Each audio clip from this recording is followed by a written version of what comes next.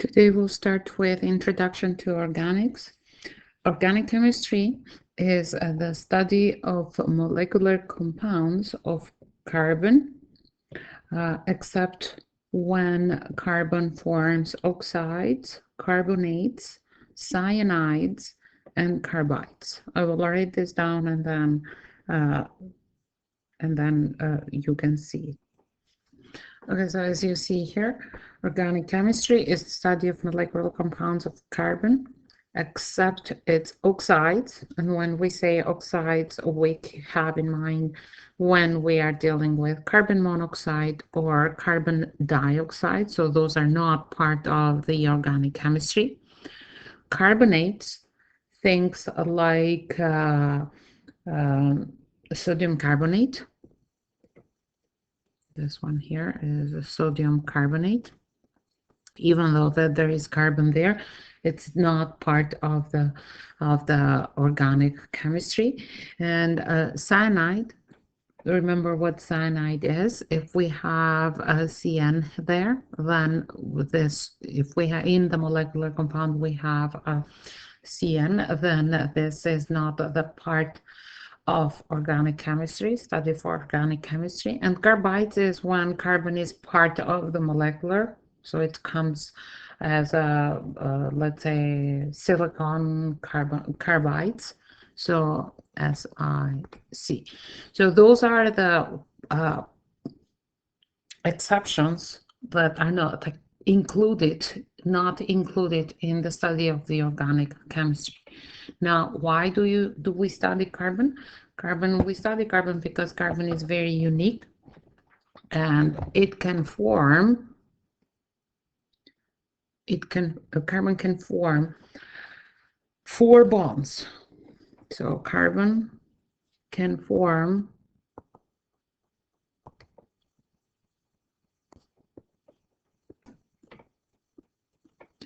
4 bonds, and they can be in different shapes. They can be chain, they can be rings. We'll see all those things into this unit. They can be sphere, and they can be as a single bonded, as a double bonded, and as triple bonded. We have seen in chemistry 20 how single bonded, double bonded, triple bonds are formed and how they are represented. So when we have, let's say, methane, so it's CH4, the structural form of methane is something like this: carbon, carbon, carbon, tick, tick, which is hydrogen, hydrogen, hydrogen, hydrogen.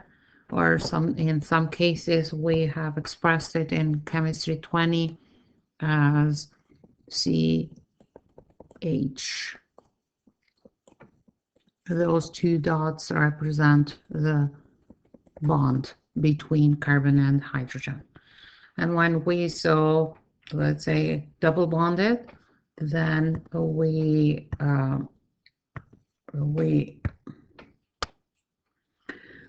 had it as carbon dioxide, let's say.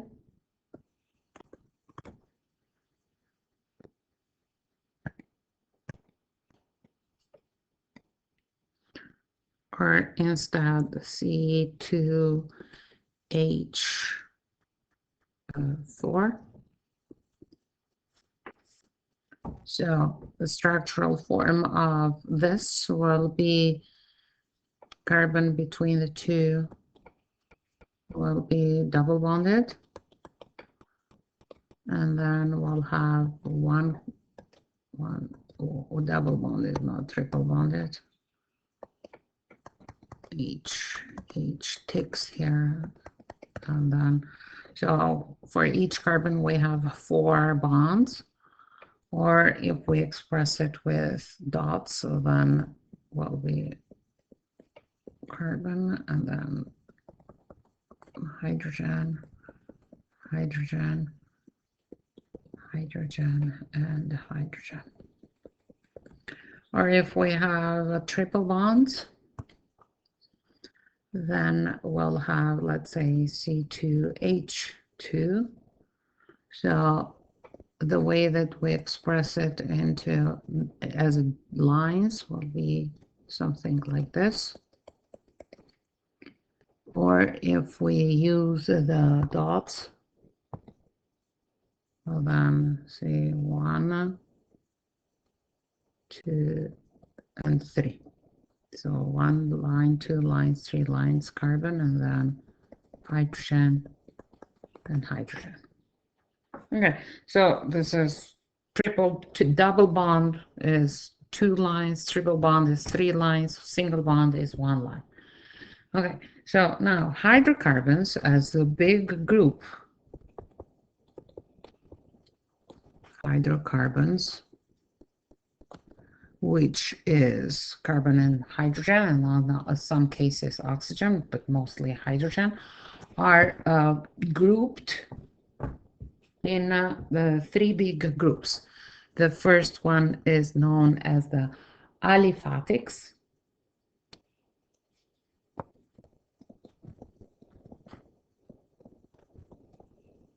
Aliphatics. The second group is aromatics.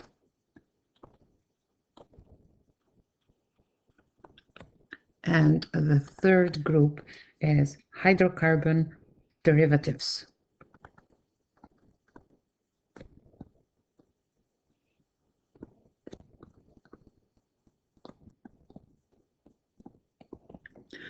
When we are saying hydrocarbon derivatives, what we mean is that they are compounds that are derived from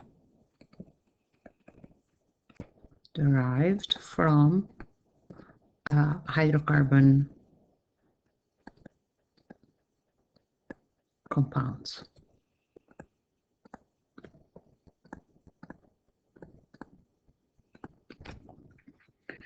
And within each of those groups, now in the aliphatics, we have 3 groups or 3 subgroups: alkanes,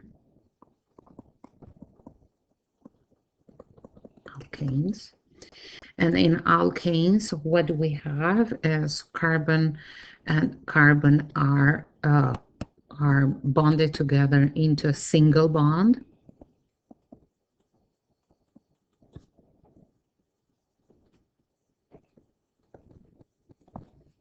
The second subgroup of aliphatics is alkane.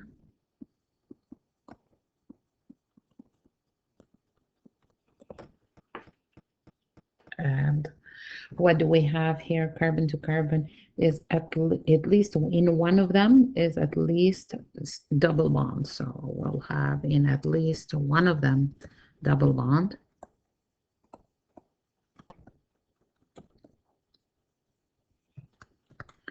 And the third subgroup is alkyne.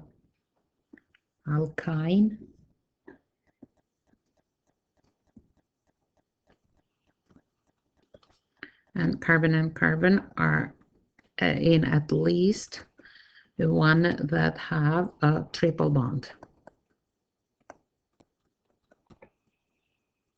For the purposes of chemistry 30, we will see compounds that have only one double bond or triple bond, not more than one. In aromatics, what do you see is that we see that compound C6H6, which is the benzene, and it is in the ring form. So carbon 1, 2, 3, 4, 5, 6. Carbon, carbon, carbon, carbon, carbon, carbon. And then in between them, we can have double bonded, or like a double bond here, a double bond here, a double bond here. and then we'll have hydrogen, hydrogen, hydrogen, and so on. Very often in organic chemistry, just by writing the line, it's assumed that we have a hydrogen bond there, unless there is more that you are adding into it. Okay, so even if you are writing just the tick here, it's assumed that you are this is connected with a hydrogen. Okay, hydrocarbon derivatives are the subgroups that we will see are organic halide, halide, organic, or in other words, halogens. The second subgroup is alcohol.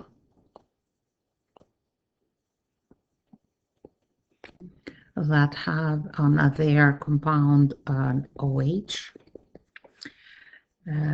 at least one.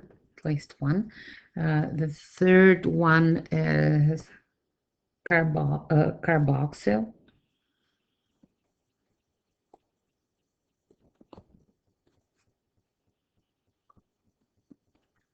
Acids. And in the compound they have like the structure of COH double bond O, and then in at least one of them, and then next one which we will see is ester, and ester has C double bond O in the middle. So then it continues like this. It's not at the end. Okay, it's in the middle. Okay. The way that we express the formulas of organic chemistry, or the way that we display the formulas in organic chemistry, are four. It's the first one is molecular formula, which is the same as what we have seen up to now very often. So if we are saying butane, then we are saying C4H10, okay? Because butane has this as a molecular formula, okay? As the second way that we express and write the organic compounds is with that is known as the expanded molecular formula. Or all those forms will be through the unit, and you should be able to move from one form to the other. So on this case, as for butane, the expanded molecular formula, we will see something like CH3, CH2, CH2, CH3. It is like the molecular formula, but in the expanded form. The third way in which we express the compound in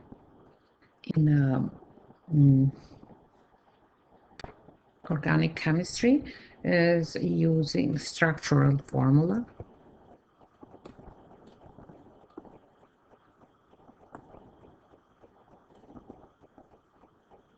And structural formula is when we are writing or expressing how is carbon connected between each other and with the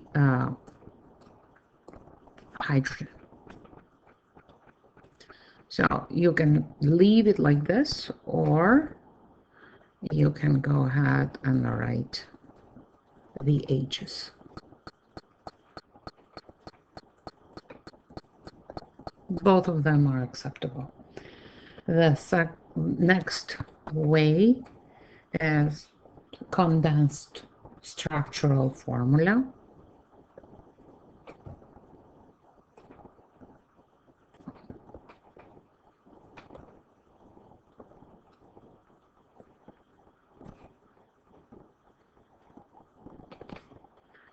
So it's, what do you see here in the what do you see at the structural formula in the condensed form? So will be something like H3C, CH2, CH2, CH3. And the next way of expressing the, or drawing and representing the organic compounds is with that is known as the line structure.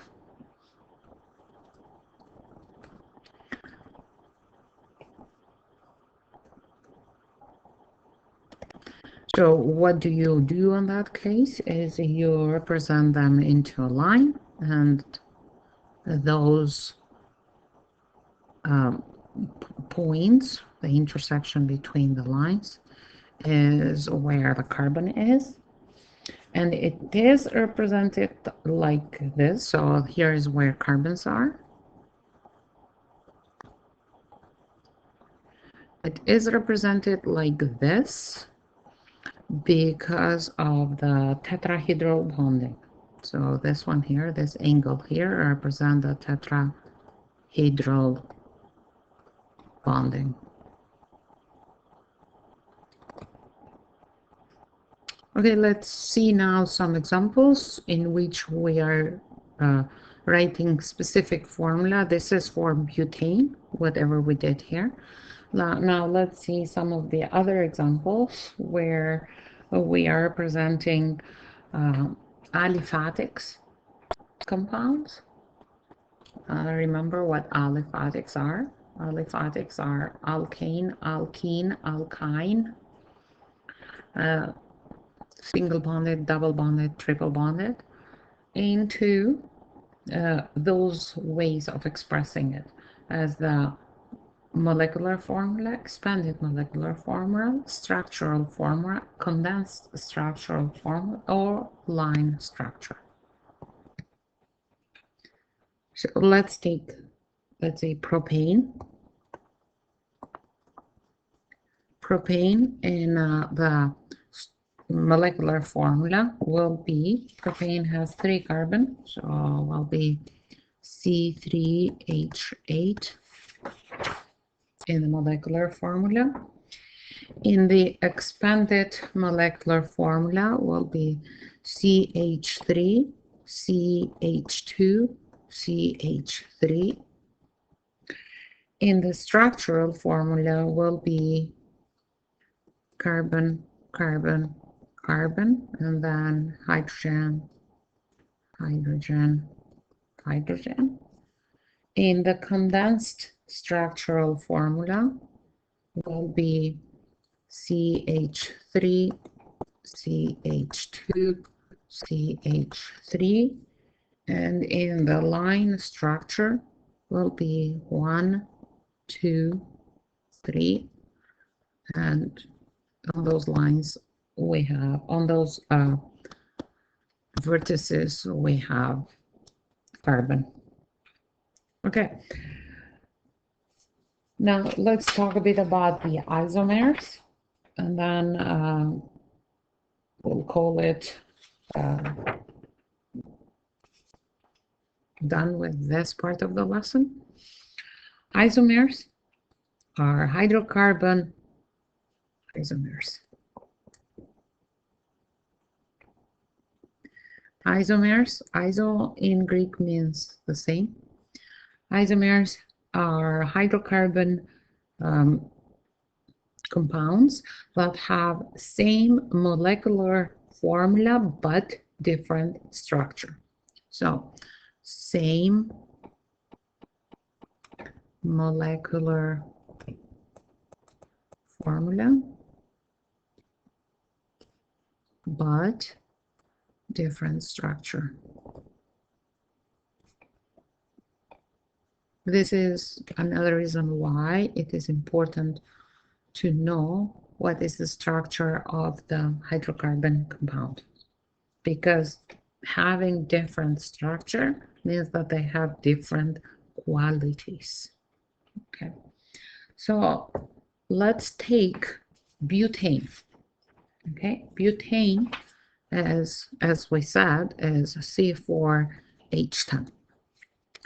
When it is in a normal structure, meaning no branches, the structure of butane will look like carbon, carbon, carbon, carbon, and then hydrogen.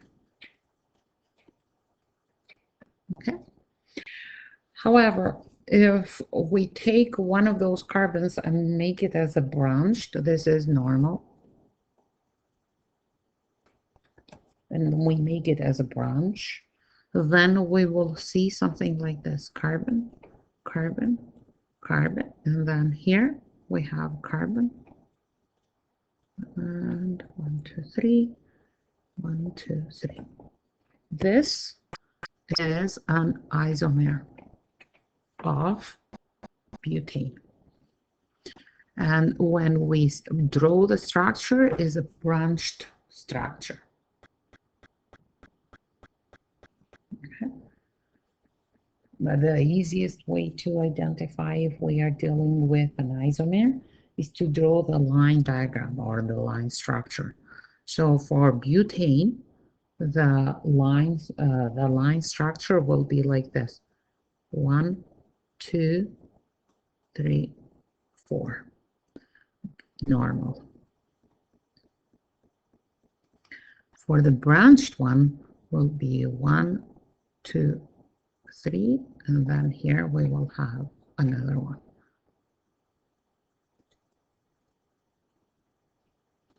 When we see and when we count the hydrogens, they are the same.